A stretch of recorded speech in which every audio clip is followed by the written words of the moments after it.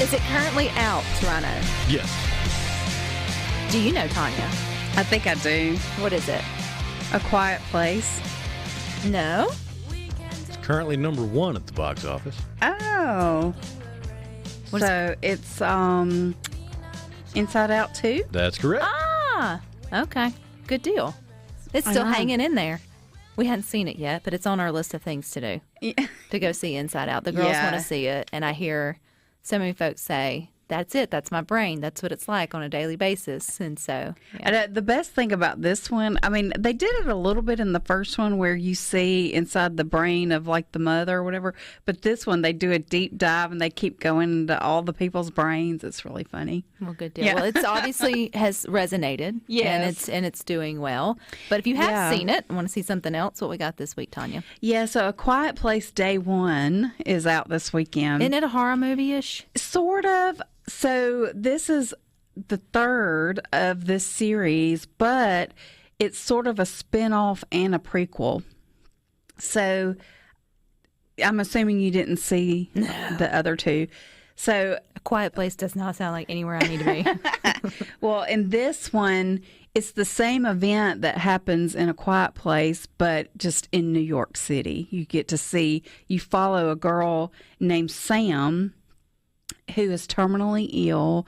She's staying in hospice, and a guy that works there named Henry, who was actually a character in the last Quiet Place movie, but we didn't know him yet. In fact, I don't even think he had a name in that movie.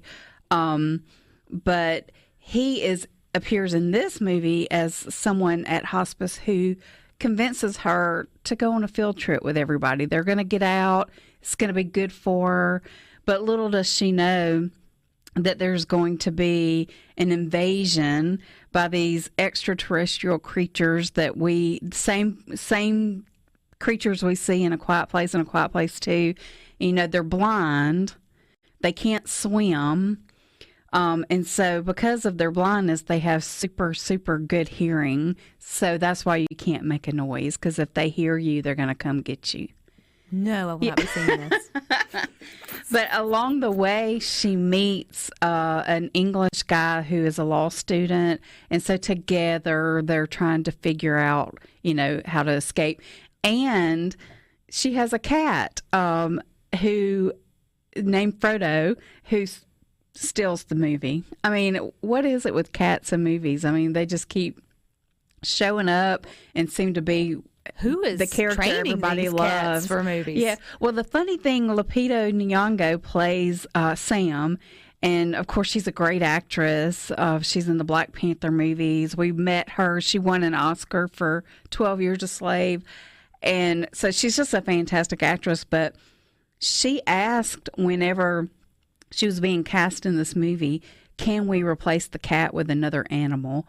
And the reason being is she was just scared of cats. So she had a fear. So she had to actually go through some sort of therapy so that you're not scared of cats. And of course, they became fast friends. Mm-hmm. But yeah, so this one's PG-13.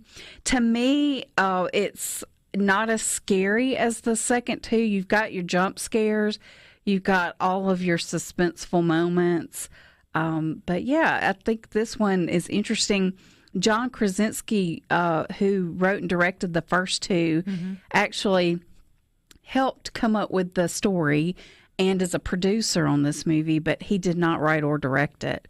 So it's a little fresh take, I guess, on an event that we've already been exposed to in A Quiet Place and A Quiet Place 2. Would you have needed to see the other two to get this one? I don't think so. I think it stands on its own. It doesn't take you long to figure out what's going on. But anyway, so that's probably, I feel like that one is probably the best shot at beating Inside Out 2 this weekend. But the other one is Horizon, an American Saga. This one stars and is written and I believe directed by Kevin Costner. His blood, sweat, tears, and dollars. Yes. And every time I see any kind of ad for this, I think I'm watching Yellowstone. To me, it looks like it's in that same vein. I have not seen this one. It takes place. It's fictional characters. And it takes place over a 12-year span, pre and post Civil War America, and just the details of exploring the American West. And I know there's supposed to be like 4 installments. Yeah, so there's going to be 4. The one is out now, of course. Then we're going to get number 2 a year from now, and a little over a year, August of 20. Oh, no, it's 24, so just a few months. And then He wants his money back. Yeah. And chapter 3 and 4 are both to be announced. I think he's up to like $100 million of his own money or something stupid like that. Isn't that crazy? Yeah. I mean, I think if I had that kind of money, I wouldn't. I don't know. You wonder, though, never seen an episode of Yellowstone, don't hate me, but I get that it's all the rage. You wonder if he could have figured out how to finish that without it being muffled, the relationship being muffled, if the fans would have been more likely to come support this with it. You know what I mean? Like, Yeah. You wonder if him not finishing Yellowstone will hurt his horizon.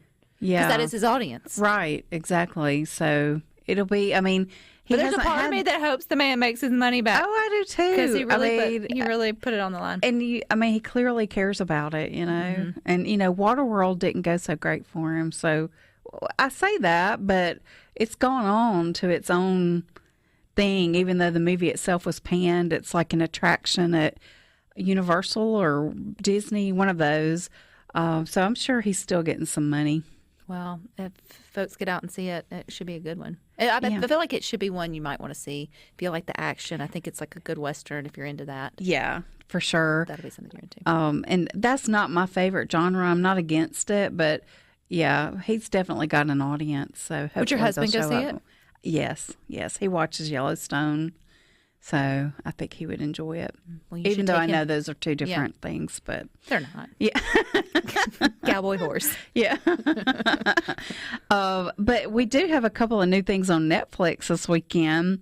The first one is called A Family Affair, and this one has A-listers. Nicole Kidman is in it, Zac Efron, and Joey King, and Kathy Bates is also in it. But this is one that was filmed back in 22. It was supposed to be released last year, but the strike held it up. And here we are, and it's been released to Netflix. But Joey plays like a manager or personal assistant for Zac Efron, who's like a big movie star, so a big stretch for him.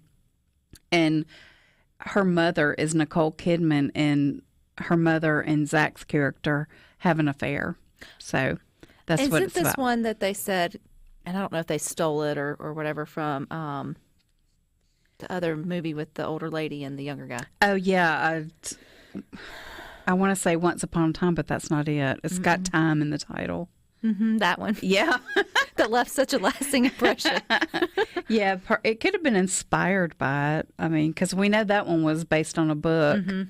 And then there's another one released on Netflix. This one's actually been out for a while, but it's new on Netflix.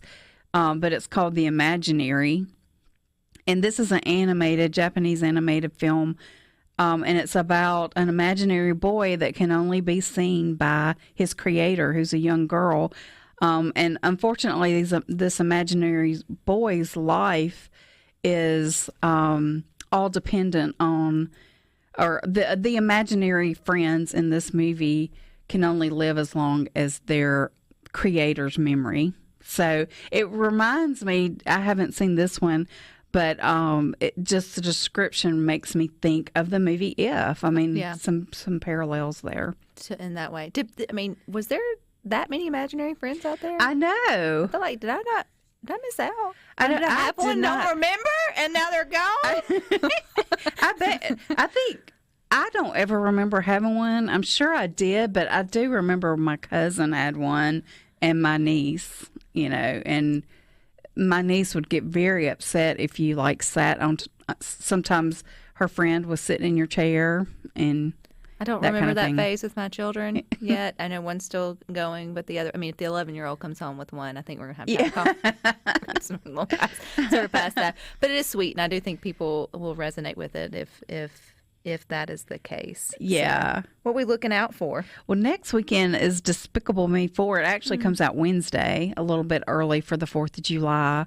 So that'll, I'm sure, will be the big one next week. So if you haven't seen Inside Out 2, you might want to go check it out this weekend so that you've got your schedule open for Despicable Me 4. Definitely something to do in this 150, feels like 115-degree heat I think we're supposed to have. So yes. That maybe would be a good thing to do. All right. Thank you, Tanya. You guys stick with us. We got more for you coming up next.